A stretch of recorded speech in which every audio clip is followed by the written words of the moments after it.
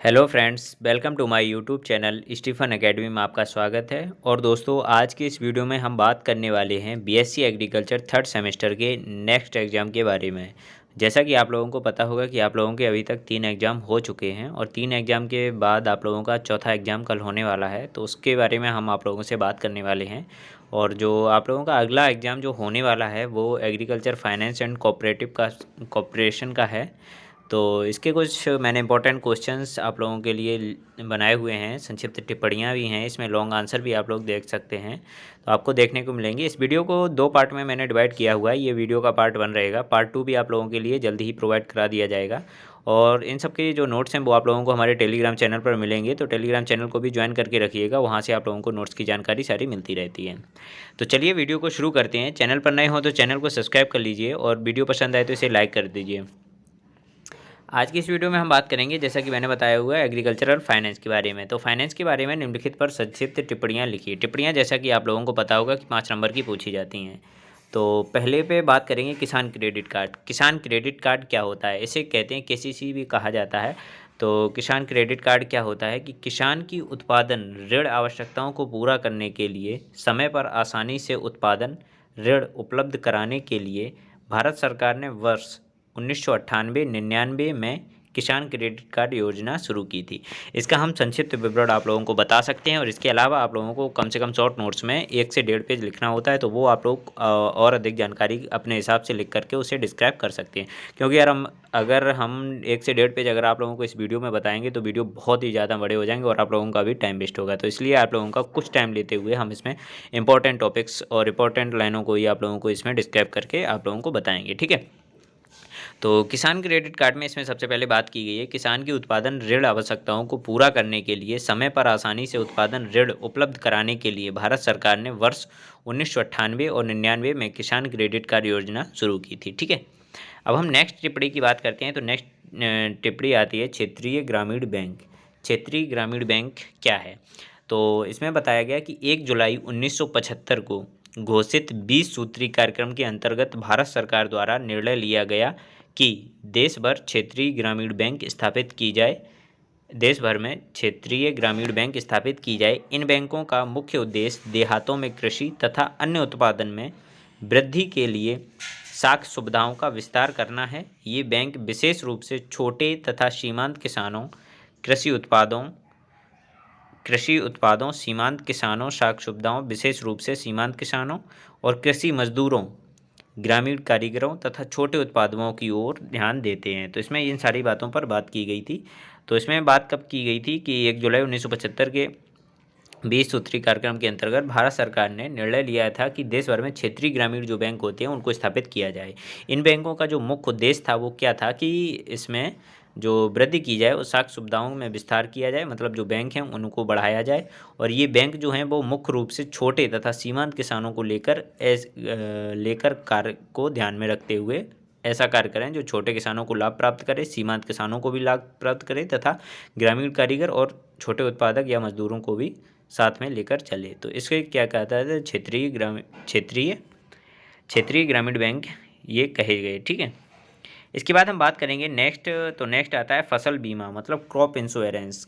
Crop insurance क्या होता है कि फसल बीमा एक व्यापक उपज आधारित योजना होती है जो उत्पादन समस्याओं के कारण किसानों के नुकसान की भरपाई करने के लिए की जाती है। इसमें क्या होता है कि जैसे फसल बीमा एक व्यापक उपज आधारित योजना है। इसमें क्या होता है, एक उपज आधारित योजना बनाएगी जिसमें क्या किया जाता है कि उत्पादन समस्याओं के कारण किसानों को नुकसान की भरपाई करने के लिए योजना चलाई जाती है। जैसे कि किसानों का नुकसान हो जाता है, खड़ी फसल है उसमें ओलावृष्टि हो जाती है या बाढ़ आ जाती है या किसी कारण से, कई अन्य कारण भी हो सकते हैं, तो उसमें क्या होता है किसानों को फसल बीमा अगर करा लेते हैं उसकी भरपाई सरकार करती है, ठीक है। नुकसान जितना भी होता है तो वो सारा नुकसान सरकार द्वारा झेला जाता है। इसके बाद हम बात करेंगे स्वॉट एनालिसिस की। स्वॉट एनालिसिस क्या होता है, ये बहुत ही इंपॉर्टेंट टॉपिक रहता है फाइनेंस का, तो इसकी भी बात कर लेते हैं। स्वॉट एनालिसिस क्या होता है? तो स्वॉट एनालिसिस का मतलब किसी चीज़ का विश्लेषण करना होता है, जिसे स्वॉट एनालिसिस का मतलब अपने व्यवसाय के अंतर्गत इसमें आती हैं, 4 चीज़ों से मिलकर बना होता है। इसे वैसे SWOT एनालिसिस कहा जाता है, लेकिन अगर इसे पूरा पढ़ें तो इसे शॉर्ट एनालिसिस कह देते हैं। तो इसमें S का मतलब होता है स्ट्रेंथ, मतलब ताकत होती है। W का मतलब वीकनेस, मतलब कमजोरियाँ होती हैं। और O से मतलब अपॉर्चुनिटीज़, मतलब अवसर होते हैं। और थ्रेट्स मतलब खतरा या बाधाएं होती हैं का विश्लेषण करना होता है। अब इससे शॉर्ट एनालिसिस क्या होता है कि अपने या अपने व्यवसाय के अंदर ये सारी चीज़ें देखी जाती हैं, उनका विश्लेषण किया जाता है। तो किस प्रकार से किया जाता है कि उसकी ताकत देखी जाती है, उसकी कमजोरियां भी देखी जाती हैं, और भविष्य में उसके क्या अवसर हो सकते हैं, और भविष्य में उसमें क्या बाधाएं या खतरे उत्पन्न हो सकते हैं, इन सब का विश्लेषण करना क्या कहलाता है, शॉर्ट एनालिसिस कहलाता है। ठीक है, ये बहुत ही इंपॉर्टेंट टॉपिक रहता है, तो इसे आप लोग ज़रूर एक बार पढ़कर जाइएगा। आगे हम बात करेंगे एक और नई टिप्पणी के बारे में, जिसे कहते हैं नाफेड। नाफेड क्या होता है, तो नाफेड के बारे में बात कर लेते हैं। तो भारतीय कृषि सहकारी विपणन संघ लिमिटेड, जिसे नाफेड कहते हैं। तो नाफेड की स्थापना 2 अक्टूबर 1958 को गांधी जयंती के शुभ दिन पर की गई थी। नाफेड के अध्यक्ष डॉक्टर विजेंद्र सिंह हैं। अभी वर्तमान में जो डॉक्टर विजेंद्र सिंह हैं, ये नाफेड के अध्यक्ष हैं। और इसकी जो नाफेड है, भारतीय राष्ट्रीय कृषि सहकारी विपणन संघ लिमिटेड जो है, ये इसकी स्थापना कब की गई थी, 2 अक्टूबर 1958 को गांधी जयंती के दिन पर की गई थी। ठीक है, इसके बाद हम बात करेंगे IMF।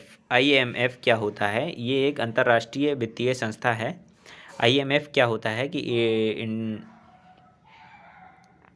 इंटरनेशनल मॉनेटरी फंड इसे भी कहते हैं। तो ये IMF एक अंतर्राष्ट्रीय वित्तीय संस्था है जो अपने सदस्यों और सदस्य देशों की वैश्विक आर्थिक स्थिति पर नज़र रखने का कार्य करती है।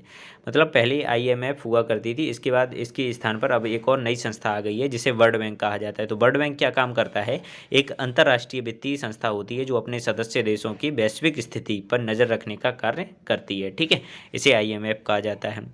आगे हम बात करेंगे नेक्स्ट आपकी टॉपिक की। तो नेक्स्ट टॉपिक है हमारा कि सहकारी गोदाम, जिसे कोऑपरेटिव कहते हैं हम लोग। तो सहकारी गोदाम या कोऑपरेटिव क्या होते हैं, तो उस व्यापारिक भवन को माल गोदाम या भंडारण या वेयर हाउसिंग कहते हैं जिसमें सामान का भंडारण किया जाता है। माल गोदाम का उपयोग निर्माता, आयातक, निर्यातक, होलसेलर, यातायात व्यवसायी आदि लोग करते हैं। ठीक है, तो आदि सभी लोग इस प्रकार का कार्य करते हैं, वेयर हाउस वगैरह में इनका किया जाता है। जैसे क्या कहते हैं, कोऑपरेटिव या फिर सहकारी गोदाम कहा जाता है। आगे हम बात करेंगे कि साख के 4 जो प्रकार होते हैं, साख के 4 Rs ऑफ क्रेडिट इसे क्या कहते हैं। साख के 4 Rs ऑफ क्रेडिट क्या होते हैं, तो 4 R के बारे में बात करेंगे। तो इसमें दिया गया है कि भारत में 4 क्रेडिट इंफॉर्मेशन कंपनी या क्रेडिट कार्ड होते हैं। तो किस प्रकार के होते हैं, तो इसमें किया गया TransUnion CIBIL and Equifax and Experian और CRIF हाईमार्क काम करते हैं। ठीक है, इसके बाद बात की गई है कि इन संस्थाओं से व्यक्तियों से जुड़ी वित्तीय रिकॉर्ड इकट्ठा करने और बनाए रखने हेतु इस डेटा के अनुसार पर क्रेडिट रिपोर्ट स्कोर क्रेडिट किया जनरेट करने का लाइसेंस प्राप्त हो जाता है। इससे क्या होता है, साख के जो 4 R जो इसमें बताए गए हैं, क्रेडिट इन्फॉर्मेशन कंपनी या 4 प्रकार के होते हैं। तो साख 4 प्रकार के होते हैं, constitutional CIBIL and Equifax and Experian and CRIF Highmark काम करते हैं इसमें। ठीक है, तो ये मैंने वीडियो का पार्ट 1 था, तो इसमें सारे क्वेश्चन आप लोगों के लगभग बता दिए हैं। और भी आप लोगों को जो मिलेंगे वो आप लोगों को सेकंड पार्ट में मिल जाएंगे कुछ क्वेश्चंस, और PDF आप लोगों को हमारे टेलीग्राम चैनल पर सुबह तक प्राप्त हो जाती है आप लोगों को लगभग, तो वो आप लोगों को प्राप्त हो जाएगी। अगर चैनल पर नए हो तो चैनल को सब्सक्राइब जरूर करना। चलिए मिलते हैं आप लोगों को नेक्स्ट वीडियो में नेक्स्ट टॉपिक के साथ, तब तक के लिए धन्यवाद।